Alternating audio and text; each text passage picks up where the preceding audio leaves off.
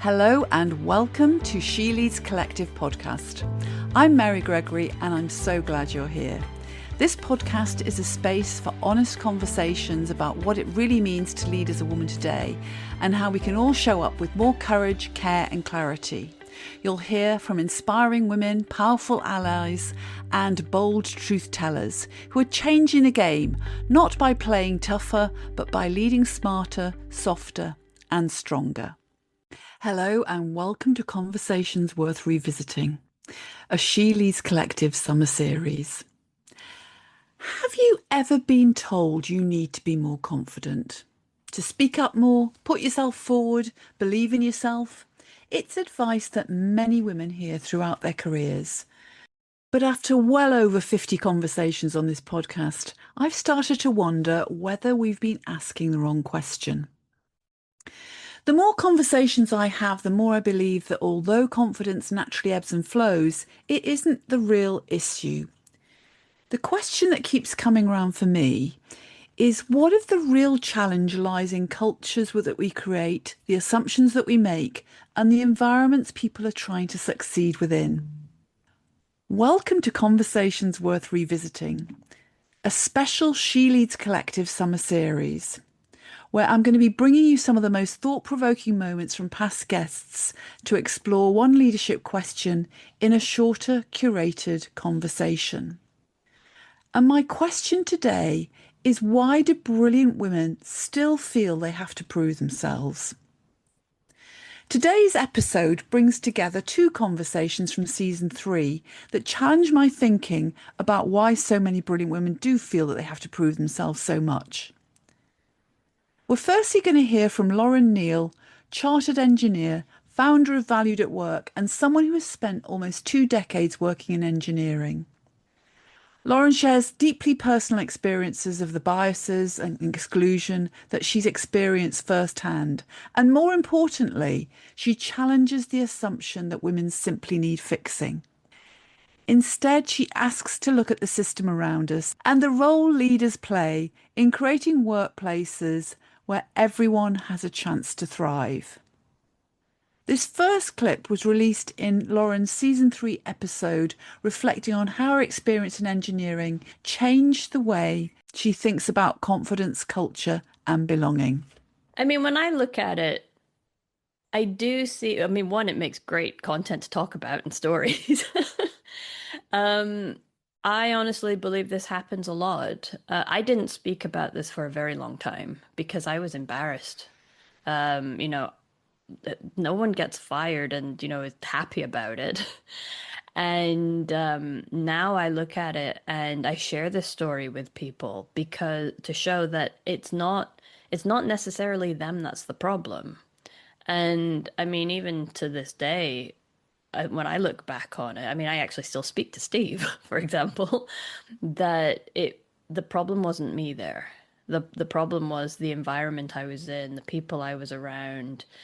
And now I'm always clear with people, anyone that I mentor and coach, that, you know, if you're feeling like a square peg in a round hole, it's not a bad thing to move away and try something else. Lauren's experience immediately challenges something that many women believe. And I know I've experienced holding this belief firsthand, both in terms of the women that I've worked with, but also for myself. When things aren't working, we frequently assume that it's because we need to be more confident. But perhaps we should also be asking the role that culture plays itself in this. And that thought keeps running throughout my conversation with Lauren.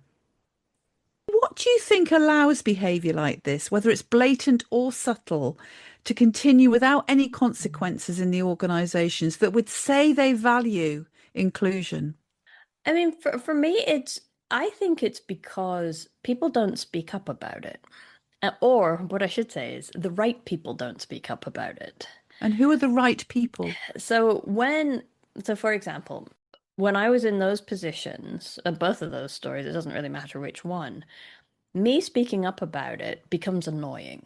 It becomes like a buzzing sound in someone's ear and they just want to swat me away. I've seen that. When it is the most senior man in the room that says something, people pay attention. And it's wrong, and I'm not at any point endorsing that that's how it should be, but that's just how it is today, that what I've seen. If you get a very senior person, and it helps when they're a man, because when it's a woman, you still get the eye rolls. And I've seen it. I've seen like a vice president woman speaking about it, and then people talk about her afterwards. Sometimes men, sometimes women as well. Oh yeah, of course she's going to talk about diversity and inclusion and playing the woman card, and it's not that. Whereas when you get a senior man say something like, actually, that's not right. Were you trying to say something? Sorry, were you trying to get in there? It makes the world of difference. So it's all about the fact it's to do with your gender, is what you're saying directly there, and that just that women have a much harder time. Until, I don't know how long it's going to take, but until these cultures change in the workplace, that bias is there. And I've seen it, even graduates coming in. They've been there maybe 3, 4 years. And I remember one in particular, and it was a male graduate. He then started over talking me in a meeting, and I'm like, whoa. And I felt like saying, hang on, Junior. You wanted to pull rank on him. I didn't. I sort of laughed about it, and then I said to him afterwards, I said, "You might want to be more mindful of who's in the room and when you speak, and when it's actually better to listen to other perspectives."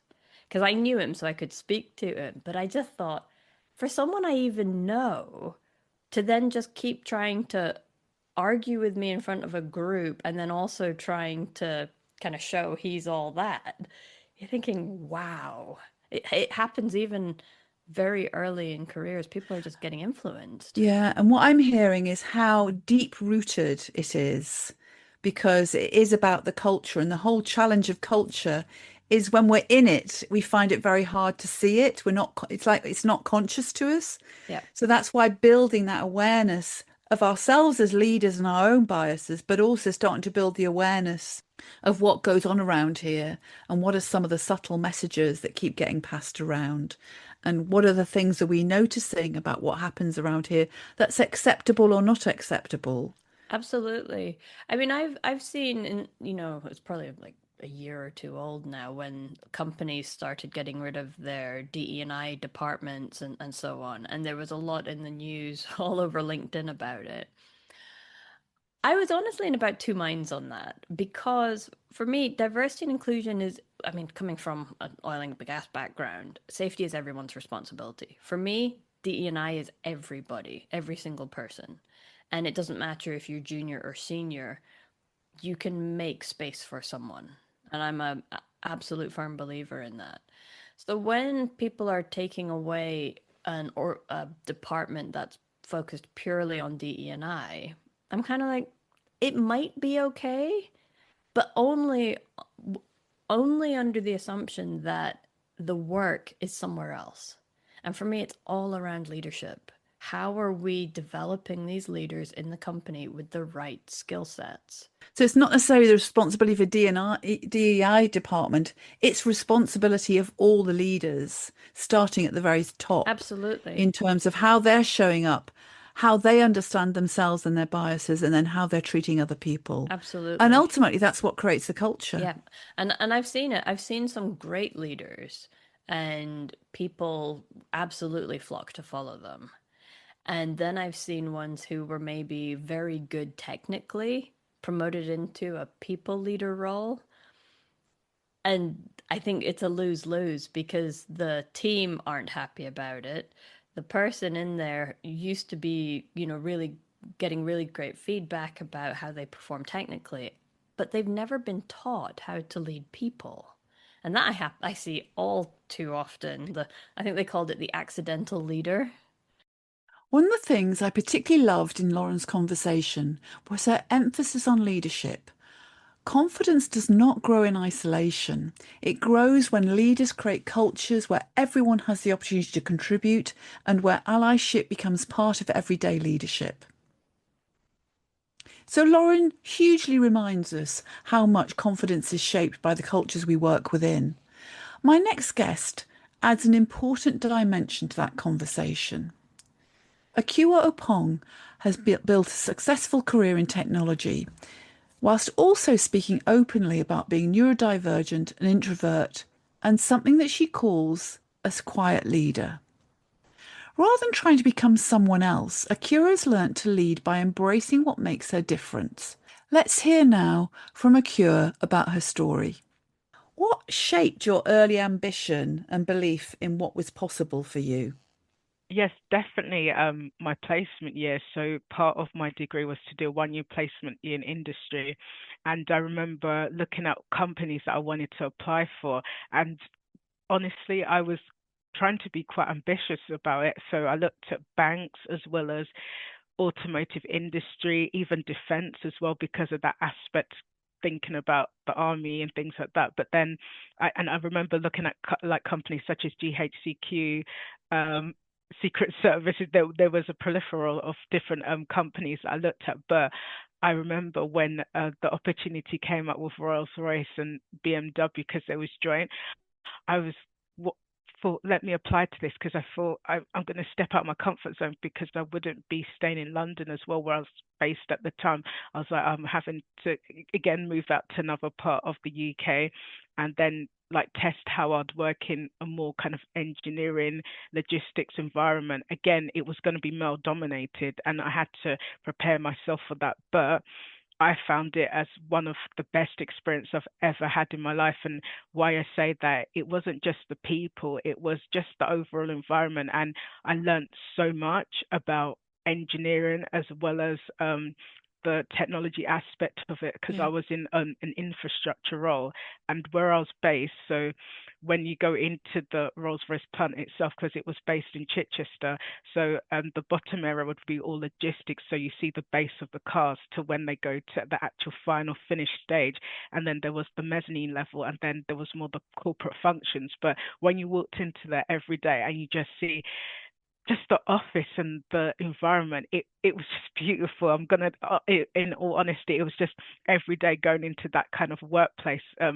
Yeah, it was just fantastic and I highly Sounds very recommend it. inspiring. Yeah, Sounds yeah, very no, 100 inspiring for you. 100%, because when you're growing up as a child you always envision what it'll be like to walk into your first time in an office or anything like that. And I think sometimes even as children we shouldn't limit ourselves. We should think this is what I can do and just have that level of belief in yourself. And even when I got the offer for Rolls Royce, I was so excited. And then later on, I got an offer for Lloyd's Bank in London, but I was like, no, I'll wholeheartedly take the Rolls Royce one because I was just it's a different environment and it takes me out my comfort zone. And I think in life all you can ever do is try, never be afraid to try a new experience. And so yes, I went ahead and moved down there, and then I did my placement year there. I met so many great people and I got to go to some of the other offices such as the mini plant and BMW plant in Oxford. I spoke with loads of colleagues that were based in different parts of the company as well. And also I was chosen as one of the placement students to help out at Goodwood Festival Speed, and also at another event where we had to talk a lot about the different kind of like the different vehicles at the time. So we had to learn about the phantoms, the spears on there, everything. And it was just so enlightening because that's some people day-to-day role, and it's kind of like he was put into a sales role for the day. And it was amazing. We one day had a whole heap of Ferrari cars come over. Yeah, there was so many different experiences that I can't even pinpoint one or the other. But I remember at Festival Speed, I can't remember where I was in that whole kind of environment, but I just remember Lewis Hamilton was driving for Honda at the time. So this was when he was first starting out, and just seeing his car just like rear ahead really fast, and you knew that he was going to be as successful as he is now because he just seemed amazing, and you could tell he had that drive and he had that focus. He had his eyes on the prize. And I think that's again is quite inspiring because it's someone in a slightly different field to what I am in. And yeah, they've got that drive and ambition, and it inspires you as a person looking at that. And From yeah, what you're sharing, what a positive experience it was, even though you noticed that you were one of few, that you were a woman of color in a male dominated environment, it was still an enormously positive experience for you. Was there ever a moment that you questioned whether you belonged in that space, or did you ever feel uncomfortable? Yes and no, I'd say, because I was grateful for the mentors I had around me at the time. So even there was one amazing guy called Les. He looked after a lot of the placement students, and he was kind of like one of our confidants there. And also my two managers were amazing as well. So my direct manager was a lady, and then her boss was a male, but they were both so supportive, and anything kind of I took to them, whether I had an initiative or an idea on something, they were willing to listen, and they helped me kind of drive it, like they pushed me. And even there was times where I kind of was kept challenging myself, and I was just like, just give me more work. And it kind of showed my level of ambition at the time as well. And they were constantly like pushing me into projects and new things. So even I remember I created this security awareness leaflet for the whole of the company, and had the anesthetics designed for a marketing company as well. So this was to give our staff kind of cybersecurity awareness training, and that was really new to me, because it's just that I kind of came up with this idea, and I suggested as well that because of there was a few things that I recognized, and I was like, do you know what, this would be really good for new starters. And this actually helped me when later on in kind of my future careers as well, because when it comes to certain processes and procedures, because I learned it and executed it there, I could apply it in the future. And that was the great piece of making the link. Like, you can learn things when, like, from 10 years back, 20 years back, but you can still always apply it. And I think that is kind of the art of learning. What really struck me when I listened back to Akua's story was the difference that great leadership can make. Unlike Lauren's earlier experiences, Akua talks about mentors who saw her potential, encouraged her, and created opportunities for her to grow. It reminds us just how much influence leaders have over confidence and belonging. So To being a me, role model is really important, and that's helped you, and you want to be a positive role model for yeah, others. And I think you absolutely are. But I 100%. also hear that you're wanting to influence, and you are human centered in terms of wanting to influence and shape the culture 100%. as a person of expertise rather than a people leader. Is that what you're saying? Yeah, 100%. Because you need that.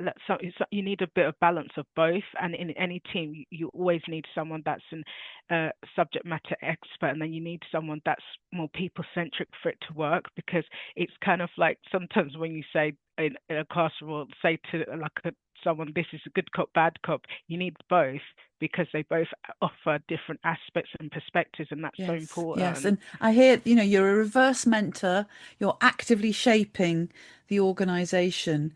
What do you think leaders do not fully understand about inclusion in tech? I think if, for instance, in an organization, you're always getting the same individuals in, that for me is a problem, because you need diverse perspectives and opinions. Even at board level, we see it sometimes, and we're just like, it's always the same kind of people getting to board roles, etc. Let's change the dynamics, because how can you improve things if you always have things the same? That never would change anything. So having more diverse voices and perspectives, because even I would say a board needs people of different ages, different demographics, different gender, different ethnicity. You need that, because no one's ever going to have the same shared experience. And so for me, it's so important. Even I been on a board for 2 years, and I recently stepped down from it just because of personal reasons. But I learned so much in that short space of time, because I've never been on a board. Like, I've been in committees at LSEG, but to be on a board, it's that element where it's more strategic leadership and the governance around a lot of things. And there's so many perspectives you need to look at, and it's totally different. And for me, it's changed my perspective on how I want to be as like a lead in the future from an individual contributor point of view, because I always have said that I'd always love to be some kind of thought leader. Some people might say I'm already, but I think it's so important, because I'm a person that I feel like you need to have empathy, because so how do you understand individuals if you don't have that level of empathy or that emotional intelligence?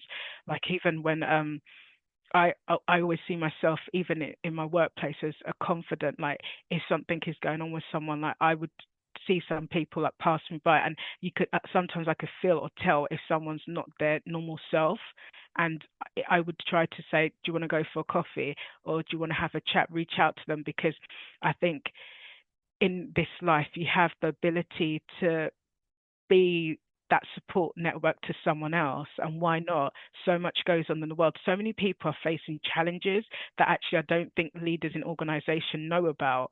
And the fact is, if you don't get to know your team on a one-to-one level, or sometimes do well-being check-ins, how do you expect your team to perform at their best and be efficient for the organization? And that is part of that whole kind of culture as well. Your leaders getting to know their people, because if they don't, then yeah, that organization is not going to thrive or be as successful as it could be. Because you need, like for me, I think for a team to really work, you need to know how people tick. Like you need to know, okay, for instance, like let's say a team of four, we've got Annie, Mary, Joseph, Joshua, and it's kind of like, okay, what are their strengths? What are their weaknesses? Not even weaknesses, developing points. That's what I call it. So for them to all work with one another, if that you don't know how they tick or what are their hobbies, you cannot get a team working as well. And for me, that's so important. Acura reminds us that leadership doesn't always look the way we expect it to. Some of the most influential leaders aren't the loudest voices in the room. They're often the people quietly creating the conditions for others to succeed. So, listening back to these conversations over the summer, I'm struck by something. Lauren and Acura are both women leaders working in STEM. But they have very different stories, different careers, different personalities, and different experiences. Yet they both arrive at remarkably similar conclusions. Neither talks about becoming louder. Neither talks about becoming something different to who they are in the first place in order to succeed. And instead, they remind us that great leadership isn't about fitting a mould. It's about creating workplaces where different perspectives are genuinely valued, where leaders are curious enough to challenge their own assumptions, and where people can thrive because of what makes them different, not despite of it. My heartfelt thanks go to Lauren and to Acura for sharing their experiences with such honesty and generosity. And if you'd like to connect with them, please follow the links in the show notes. If today's episode has resonated with you, I'd really encourage you to go back and listen to both of their full conversations. We've only been able to include a small part of each conversation today, and there's so much more wisdom waiting for you.